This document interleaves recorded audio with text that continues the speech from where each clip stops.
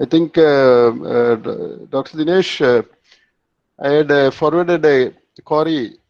Yeah, yeah. Yeah. Yes, sir. Yes, sir. That is on. That query was that what are the constraints in successful implementation of policies and projects in fishery sector in Kerala? That was one comment I received. Yeah. Can I comment Yeah. on that?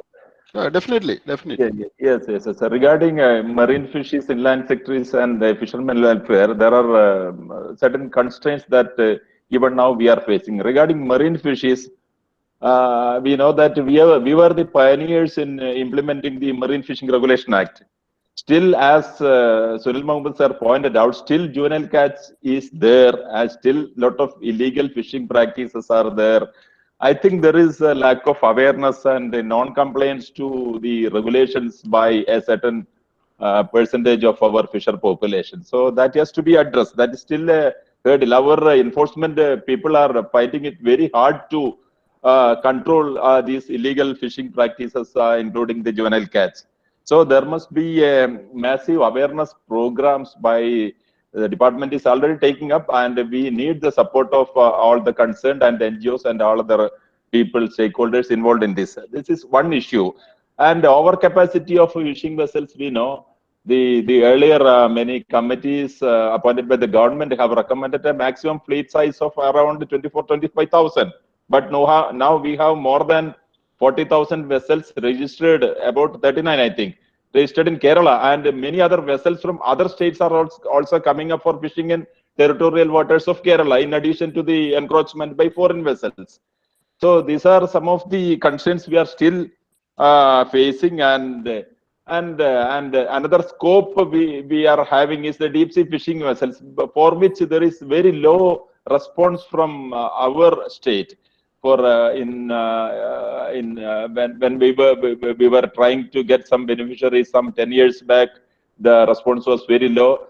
So the resources available in deep sea has to be the fully not fully but sustainably utilized, for which government is also coming up with the new programs, and I think 100 new vessels are proposed in coming years for deep sea fishing in our deep sea areas. And another issue is maybe controversial, but still there are some political issues.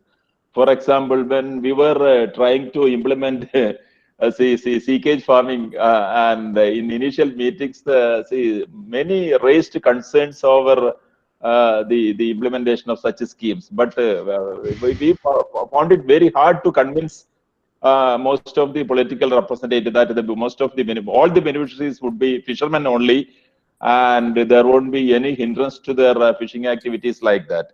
So such issues are also there for in marine sectors. And regarding inland fisheries development, and one issue that we face is the lack of leasing policy.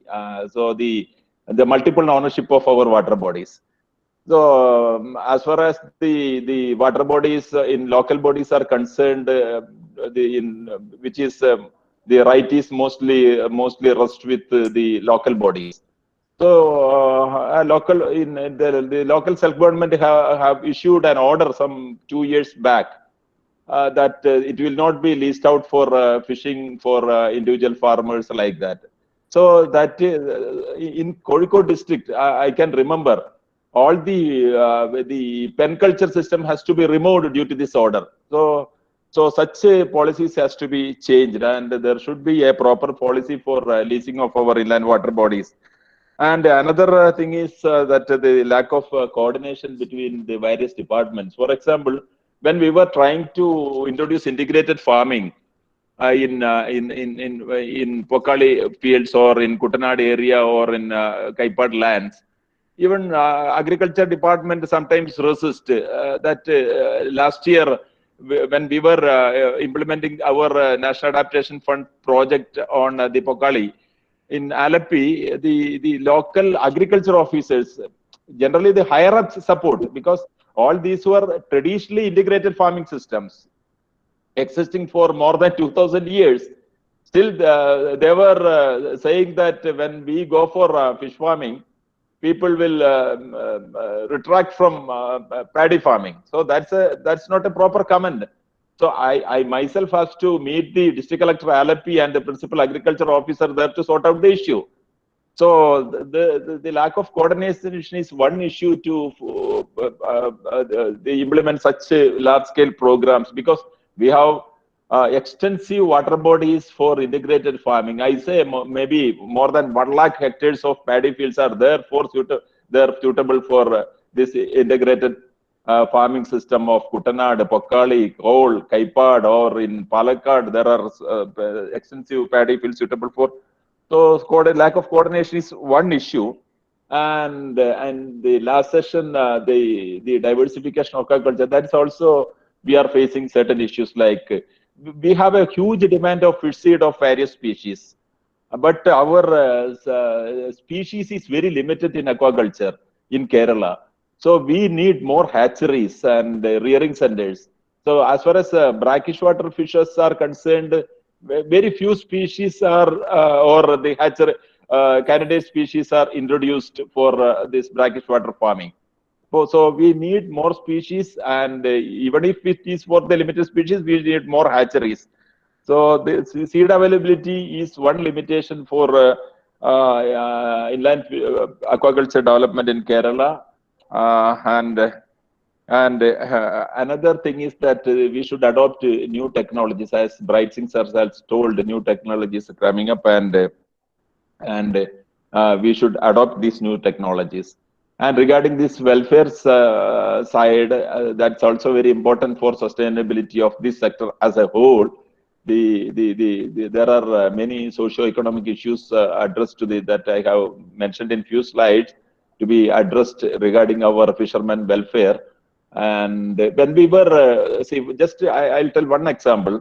Now the government is taking up an ambitious project for rehabilitation of fishermen living very near sea. So they are living in a vulnerable area. So government has decided to translocate them beyond 50 meters. So those who are living in 50 meters of the high trade lines in the vulnerable areas, they have given an option to for better housing beyond 100 meters or 200 meters. There also, see, many people are involved or not accepting this. See, these are some of the issues, and the infrastructure facilities like the better housing and better sanitation, then drinking water, and all are lacking in even now in many of the fishermen villages. So these are some of the constraints that we face for the implementation of many of the policies and regulations regarding fishery sector in Kerala. Oh, thank you, Dinesh. I think I had forwarded a query to Sunil Muhammad also. I think Muhammad can give an explanation. Yeah, the question was the percentage of aquaculture and capture fisheries. What I had presented was a global scenario where now aquaculture contributes more than 52% of the total production. In India, actually, the aquaculture contribution is actually much higher. In the sense, it may be 65%.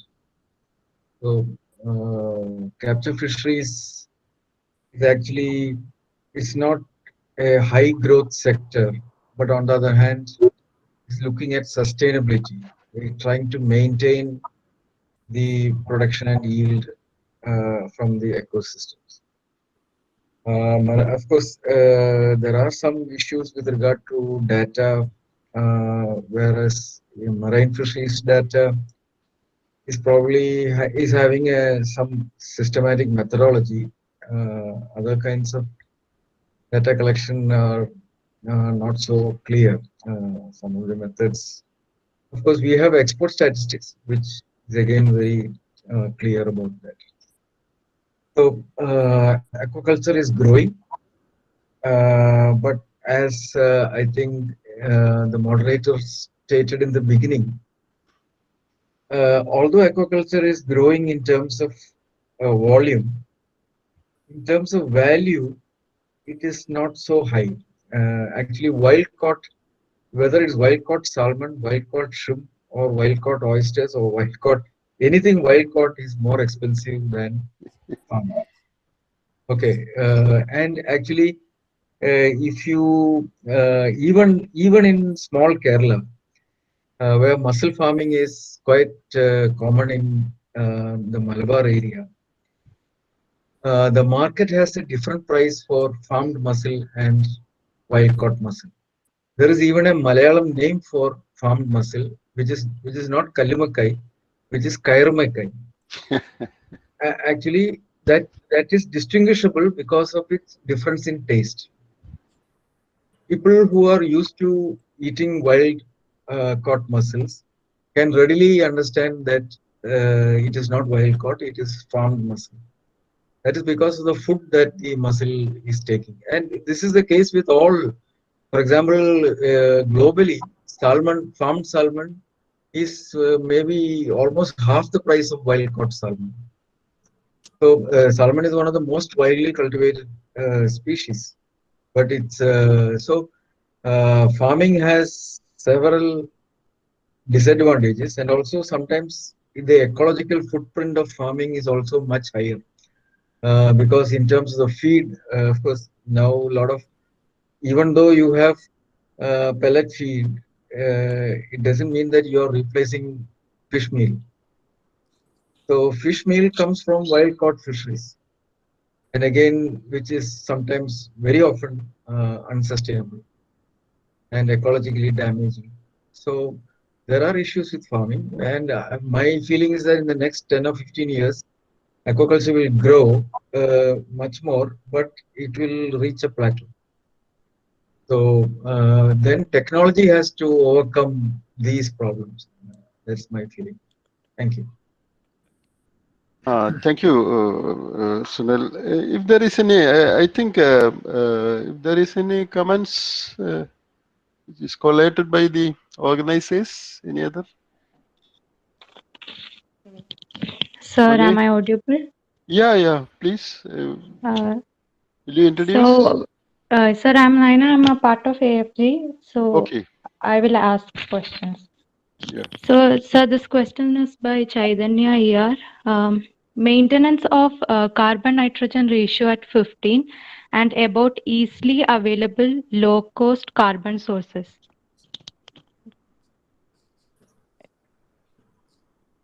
I think it's Right. it's to me the question. Yeah. Hope that. Yeah.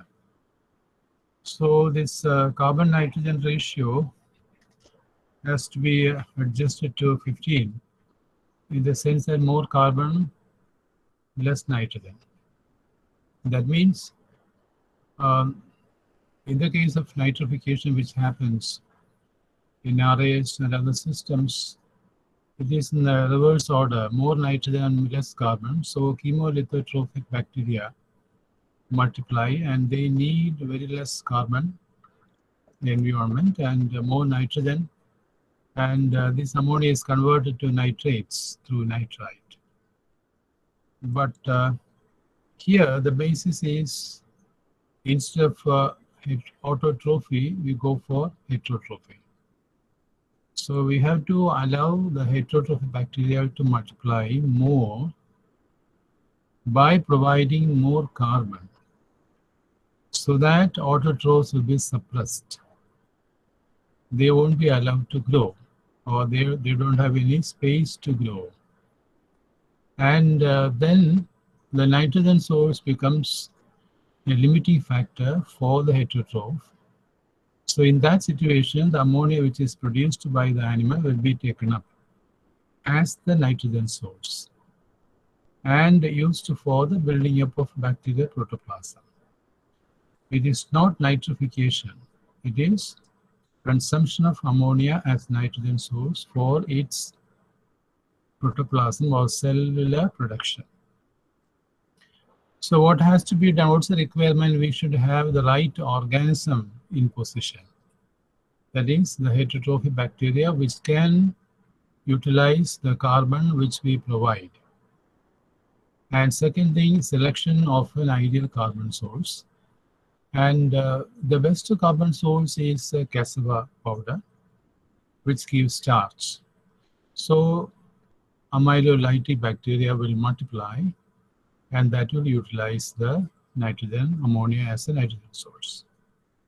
The problem here is this situation demands tremendous oxygen because bacteria multiply enormously, which consumes lots of oxygen, and they are aerobic, and there is steady supply of oxygen required, and 10-15 minutes of breakdown will kill the entire animal. That's the biggest problem with it, and that's the negative aspect of biofloc. And second thing is that if these animals are not fed properly, they will keep on eating this biofloc, and this biofloc consists of the fecal matter, feces also, and they form a complex material that add to the diminishing value of the meat. So there is a complaint coming from the consumer that it has got muddy odor. That comes from the consumption of biofloc. Those who propagate biofloc says that the feed requirement is very low. It is not so. The feed given is very low. So they are compelled to eat on biofloc. This is not what is required. Feed has to be given. The biofloc must be the one which manages the water chemistry or water quality and remove the nitrogen. So what I want to tell you is this is a very, very complex process. And unfortunately, in Kerala, it has been implemented without any understanding, any study. And several farmers are in trouble. They are unable to manage. And several issues are coming up. So somebody wants to take it up should first of all learn the biology and chemistry behind, and then it should be implemented. And the implementing agencies also must be careful care enough to implement it properly with proper education. And the farmers jump into it on seeing that the basic requirements are very, very low. They think only just a tank and aeration. But there's a very deep science involved. And if any problem comes, there is nobody around to help them. So many thousands of biofloc tanks have been set up in the state. They are running here and there to get advice. And this is not sustainable development. Thank you, Bright Singh. It's a very serious point raised by, and it is explained. I think this is a question needed because, you know, this currently the very popular media is the YouTube. Yes, yes, yes. If you open the YouTube and type biofloc, then videos of it is flooded with YouTube videos. Yes, yes. Yeah, and a very promising aspiring aspect of this biofloc. Everybody is doing biofloc video, and basically 14,000 biofloc tanks. Now installed in Kerala. 14,000. That I think.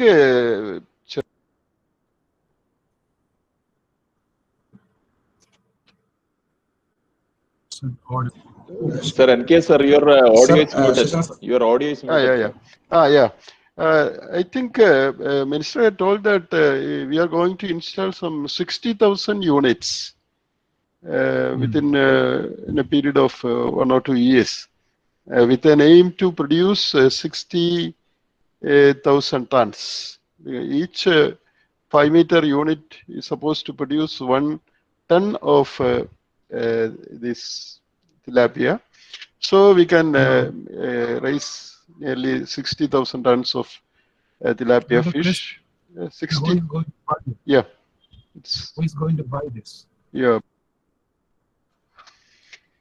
So that is maybe in 5 years, huh? Okay. Okay. And this year, Bright Singh sir, this year we have 3,500 units funded by. That means under PMM Pradhan Mantri Matsya Sampada Yojana, 3,500 units are coming.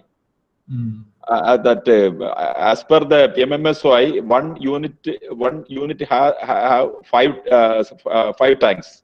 Sorry, 7 tanks. 7 tanks. 7 tanks. 7 tanks of 4 meter dia.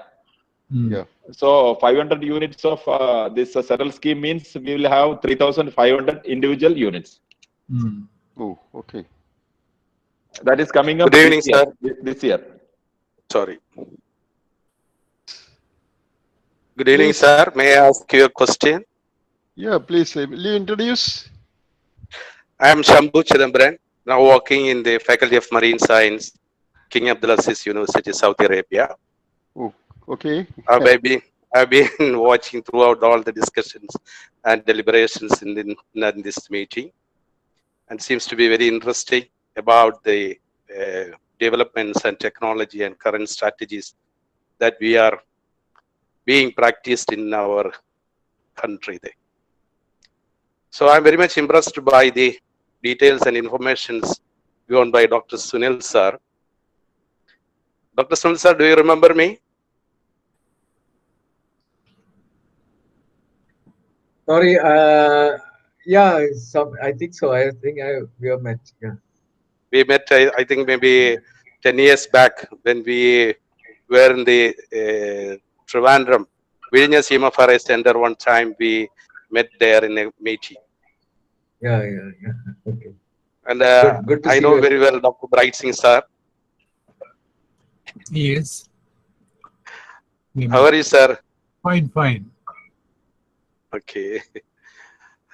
Sir, I have a curiosity regarding the organic production of the seafood, because Dr. Sunil sir already explained about that our technology in India for aquaculture is updated with the international strategies, and aquaculture policies have been revised, and the aquaculture production is boosting up, and we have nearly more than 50% of the seafood production is from aquaculture itself. Do we have any strategies or policies or actions to go for organic production to make the seafood quality in the high level? Because here in Saudi Arabia, we have the certain policies and strategies, even for the aquaculture sectors. Do in India we have any type of strict policies for maintain the quality of the production of the fish, as well as for organic production of the seafood? Okay, I think I'm not fully competent to answer all the questions. With regard to organic production, I think the standards are already, there are some standards which are set by, I think, concerned, but it's not so much for fish. Okay, it's mainly for agricultural produce and all. And also animal produce like farm chicken. But for fish, organic production, there are, I think the EMPEDA and EPEDA together were trying to set some standard, but I'm not so sure whether anything has come out of it. Because it's a little bit complicated policies, because if you want to raise an organic fish or a shrimp or any seafood item, we have to strictly follow the rules implemented by the International Union for the Organization for the Organic Food Production. Because if we want to use the environment, the water should be pristine. If we go for the feed ingredients should be in a higher quality. It is not used by any type of pesticides, and so on. So it seems to be a little bit difficult to follow the policies. Yeah. So as a matter of policy, I think I can talk about wild caught fisheries. As a matter of policy, sustainability has been given a big boost. Okay, and also the national policy on fisheries also encourages fisheries to become more sustainable by taking up eco-labeling, which is again a sustainability certification. It's not organic, but it's a sustainability certification. So Yeah, okay. sustainability is a big business now.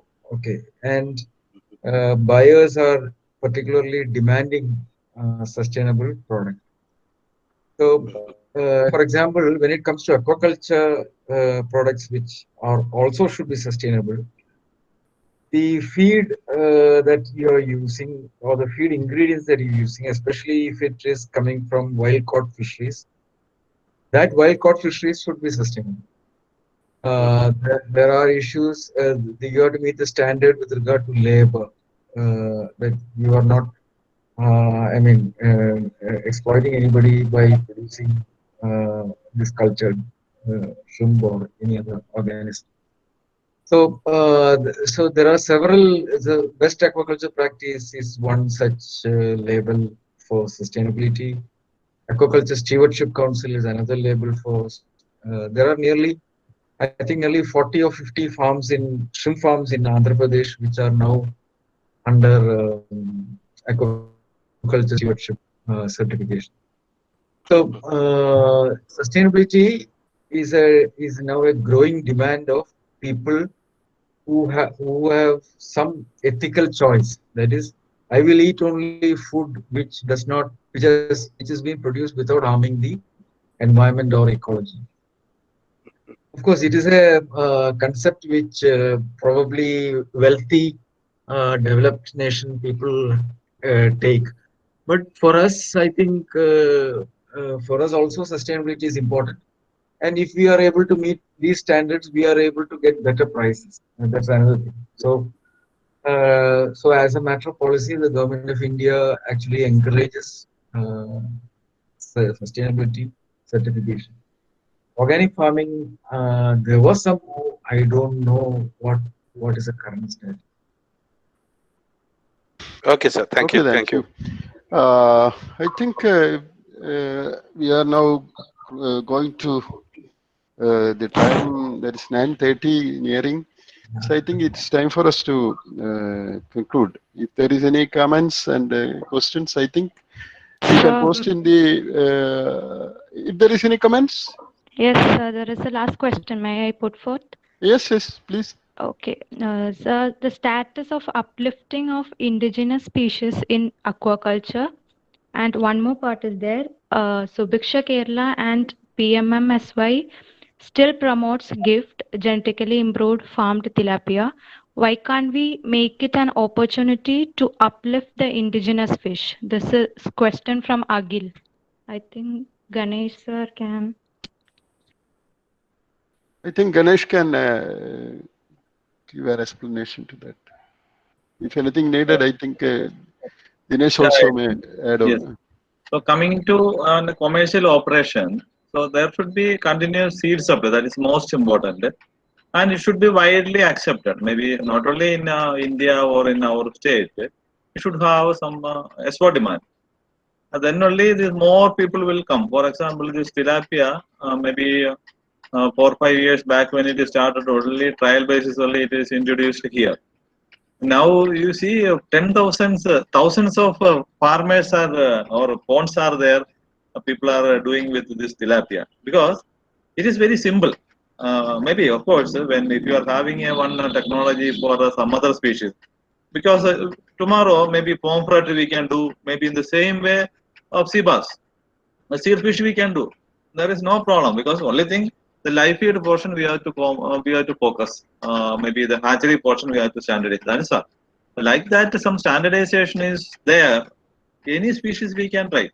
Presently, this tilapia is very much plenty available, or the technology is standardized and culture is standardized, and it is accepted throughout the world. That may be a reason that tilapia came out as one of the best species. But same time, we should be very careful on the spurious seeds also.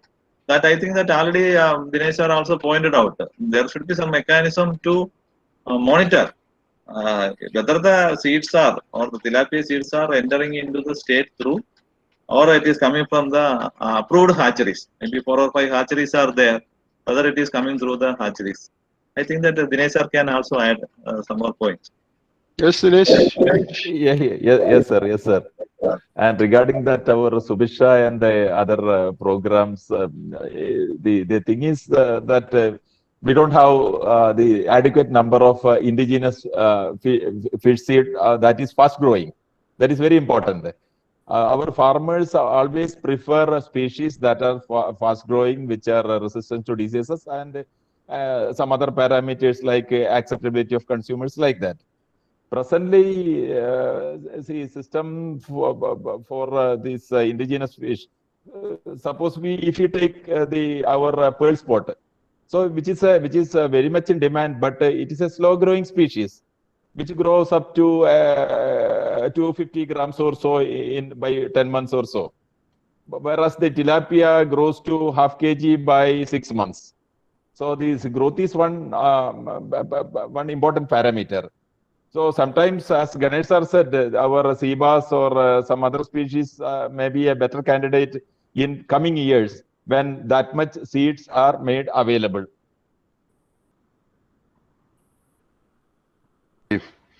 Okay, if there is any remaining questions? No. No, sir, Okay. that was the last one. Yeah. Good. So anyway, I think we can go for a concluding part. As all the participants know, that's very, very informative session. Even though we started with the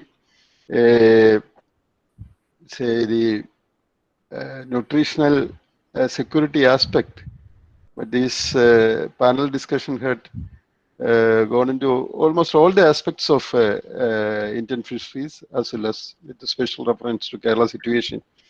And our panelists, they are of having with deep knowledge of the sectors which they are dealt with. I think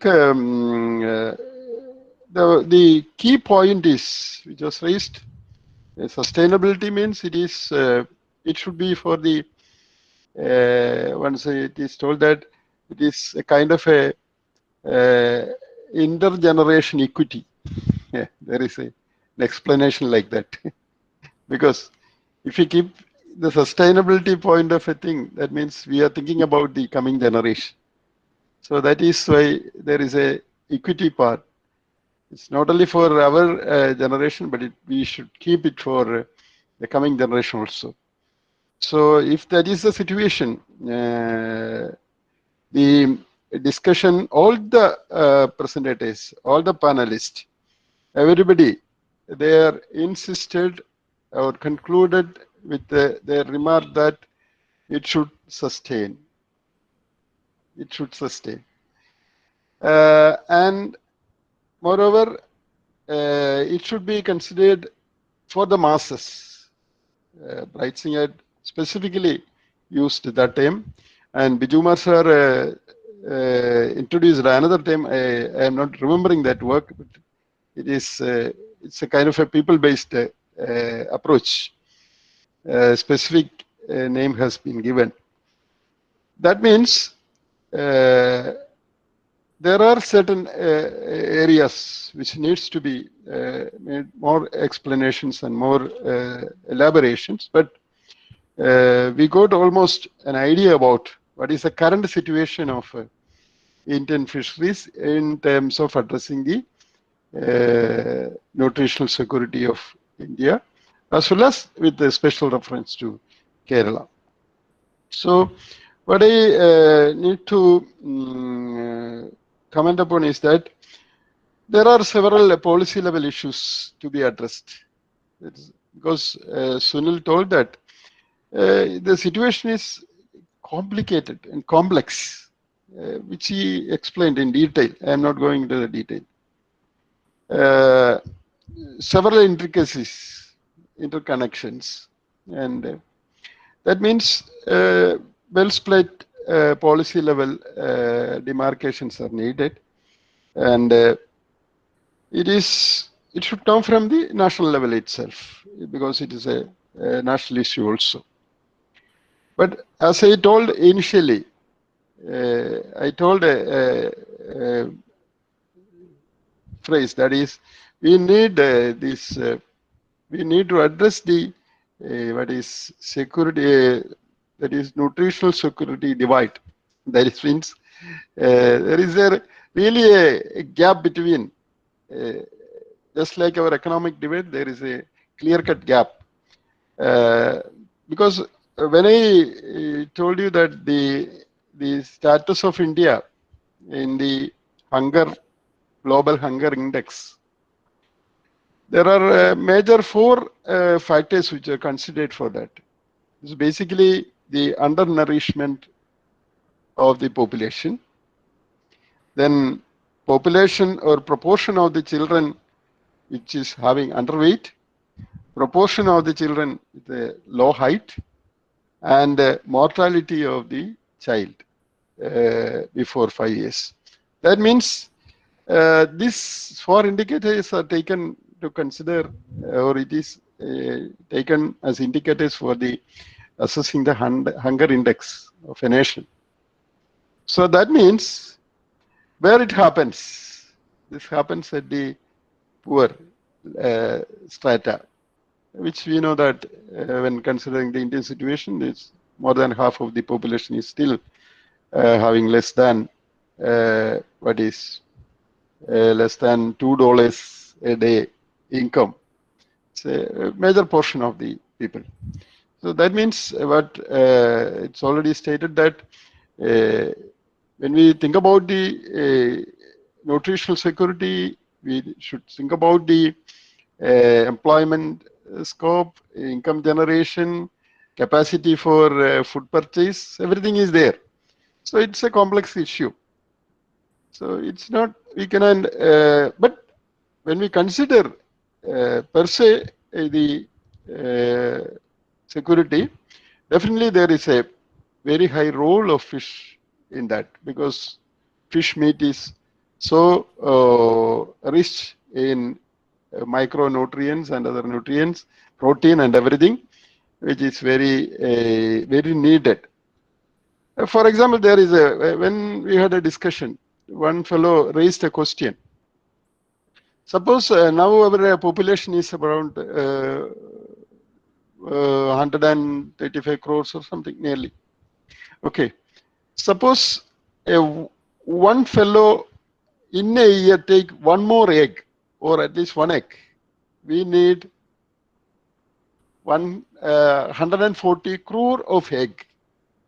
That which is needed for one, if the population decide to take one more egg.